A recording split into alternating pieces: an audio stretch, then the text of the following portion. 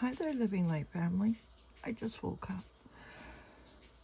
I hope everybody's having a great morning this morning. The sun's out here. It's really cold here as well.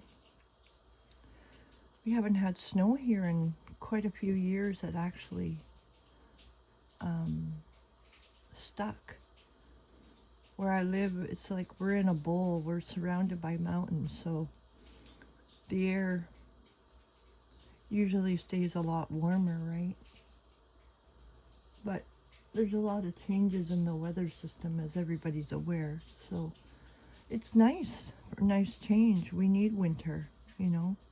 From death comes rebirth, and in the winter everything goes to sleep and it gathers their strength, and then the springtime comes and the sun comes, and then all of a sudden everything just bursts forth. So that's a metaphor for our lives as well. I'm here to read to you the Wisdom of Solomon, chapter 17. And for anybody out there that's been dealing with spiritual warfare or just the darker side of life and the struggles, I believe this passage, this chapter, will bring you some peace today and hope. So I'm just going to start reading it for you guys. Apologize ahead of time if my volume is too low. Turn up your volume, put on headphones. Okay, let's just get to it. Thank you for subscribing to the channel. Thank you for liking the videos. Thank you for being here.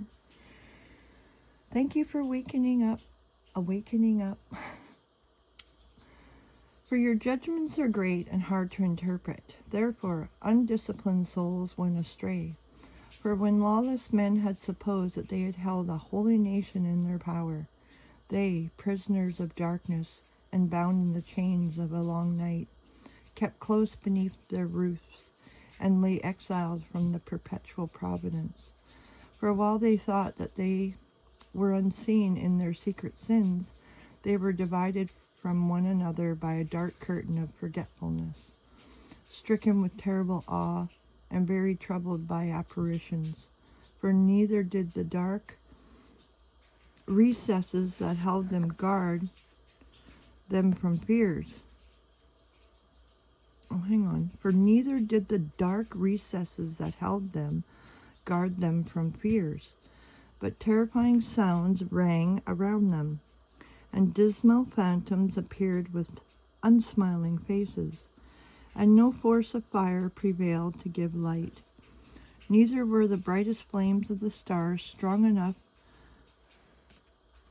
to illuminate that gloomy night, but only the glimmering of a self-kindled fire appeared to them, full of fear. In terror they considered the things which they saw to be worse than that sight on which they could not gaze. The mockeries of their magic arts were powerless now, and a shameful rebuke of their boasted understanding. For those who promised to drive away terrors and disorders from a sick soul, these were sick with a ludicrous fearfulness, for even if no troubling thing frightened them, yet scared with the creeping of vermin and hissing of serpents, they perished trembling in fear, refusing even to look at the air which could not be escaped on any side. For wickedness condemned by a witness within is a cowardly thing, and being pressed hard by conscience has always added forecasts of the worst. For fear is nothing else but a surrender of the help which reason offers, and from within the expectation of being less, makes of greater account the ignorance of the cause that brings the torment. But they, all through the night, which was powerless indeed, and which came on them out of the recesses of powerless Hades, sleeping the same sleep, now were haunted by monstrous apparitions, and now were paralyzed by their souls surrendering for sudden and unexpected fear came on them. So then, whoever it might be, sinking down in his place, was kept captive, shut up in that prison which was barred with iron, which was not barred with iron. For whether he was a farmer or a shepherd or a laborer whose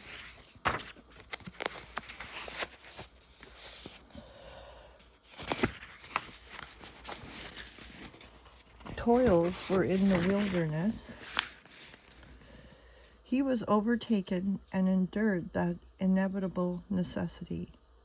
For they were all bound with one chain of darkness, whether there was a whistling wind or a melodious sound of birds among the spreading branches, or a measured fall of water running violently, or a harsh crashing of rocks hurled down, or the swift course of animals bounding along unseen, or the voice of wild beasts harshly roaring, or an echo rebounding from the hollows of the mountains. All these things paralyzed them with terror, for the whole world was illuminated with clear light, and was occupied with unhindering works, while over them alone was spread a heavy night, an image of the darkness that should afterward receive them, but to themselves they were heavier than darkness.